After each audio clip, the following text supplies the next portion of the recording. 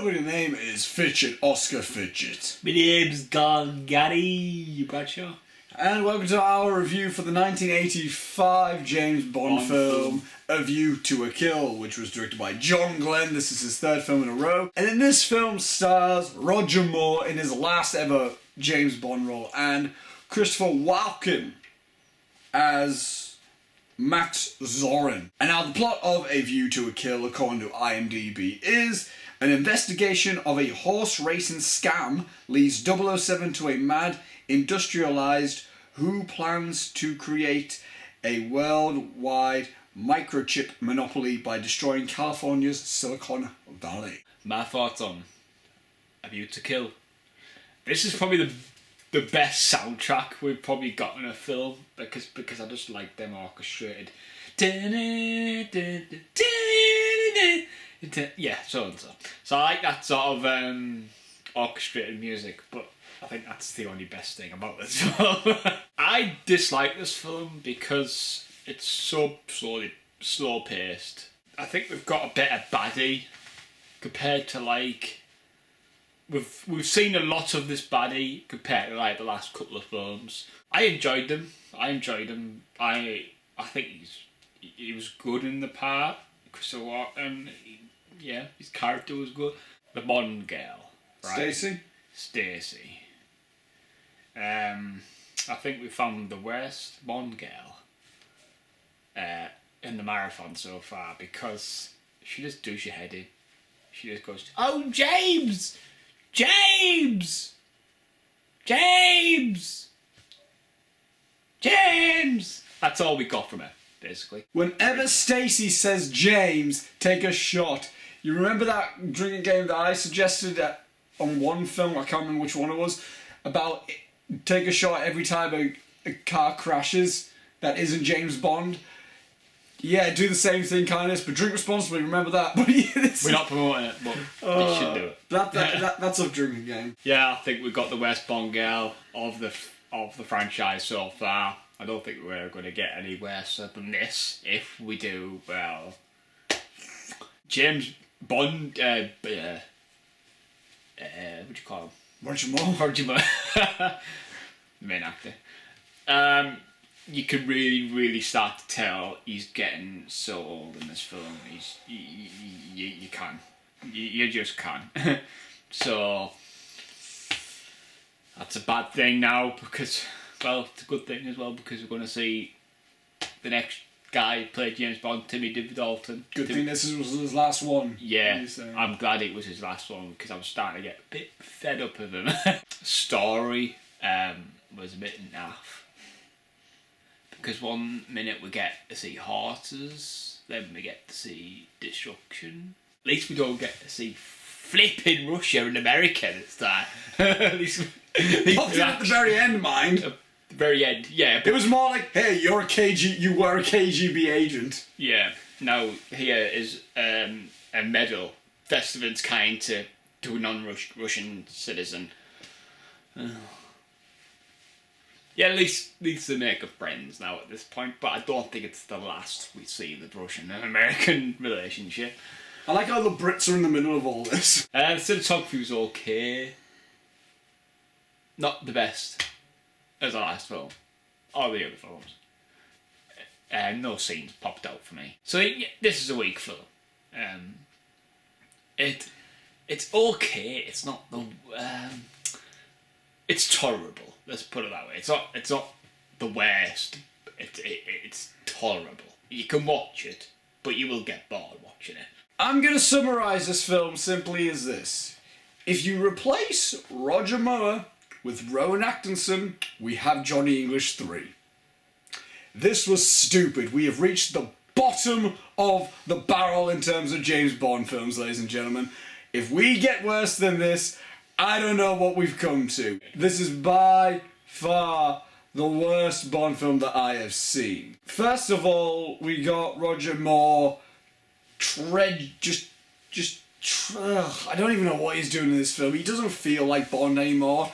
He just feels like he's really phoning it in. Didn't really feel like James Bond. No, it's like he's barely in any action scenes, and the action scenes that he's in are awfully choreographed.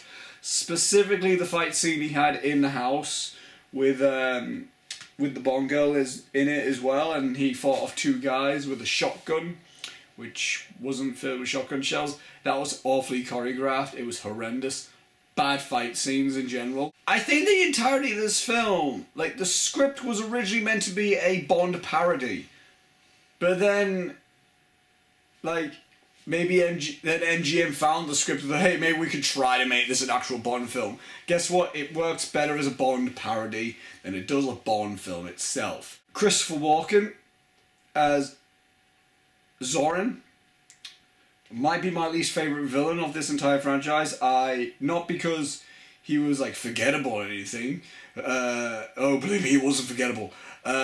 Simply because he was just too over the top. I would have expected that character to have been in a Johnny English film or a Naked Gun film. It wasn't good.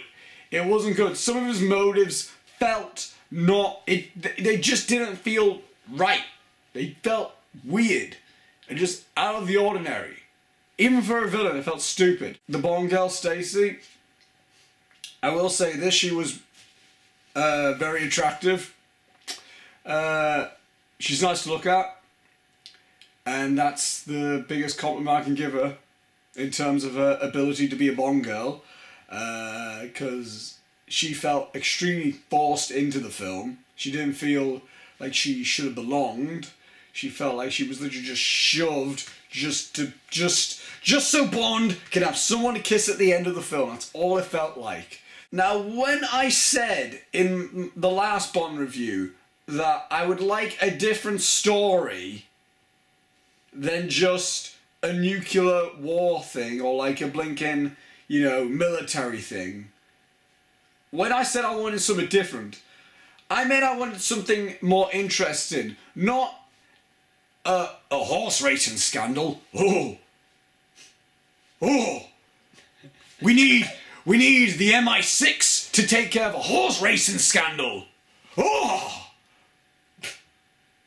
And while we're at it, heck, let's try to get James Bond. How about we get 007 to take care of a microchip?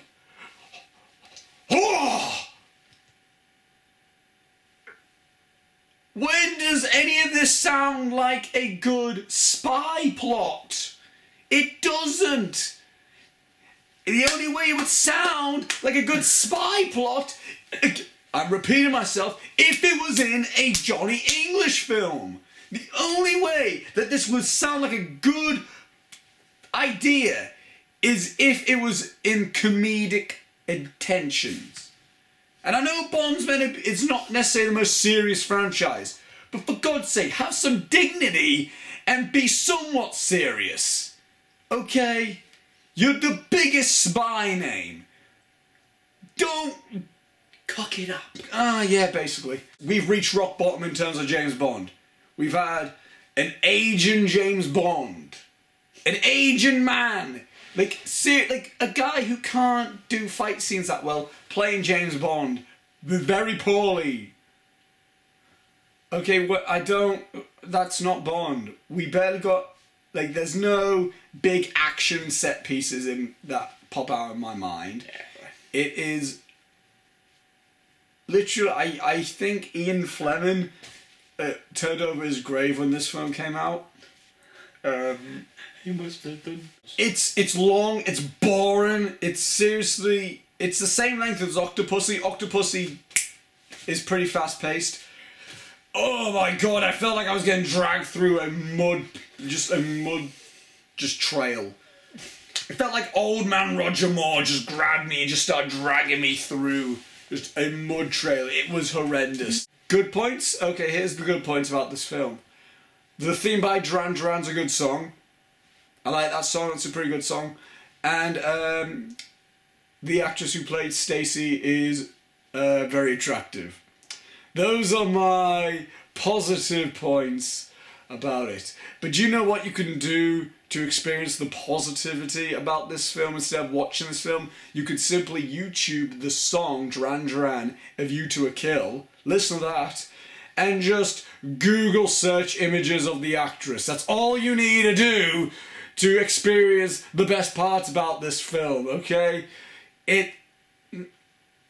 We've reached the depths of the Bond franchise, okay? If we go any further down, we are digging a serious hole, okay? The only way what I see, it's only up from here. It's only up from here. We have reached the worst Bond film. And, well, guess what? John Glen, he's directed 3 Bond films. All 3 I've not enjoyed. So thank you, John Glen, for giving me not that great of a viewing experience in terms of James Bond. Thanks. Thanks, guys, for watching. Comment below, let us know what you thought of the bottom of the barrel for James Bond films. Let us know if you liked it or disliked it. What did you think of our review for the film? While you're there in the comments, scroll up a little bit, see the description, click share more. There's the links, the Facebook link for the Heel Pictures Facebook page, as well as the Twitter links to everyone in the Heel crew. Until next time, guys, we shall see you later. And this is a metaphor for us putting A View to a Kill out of its misery.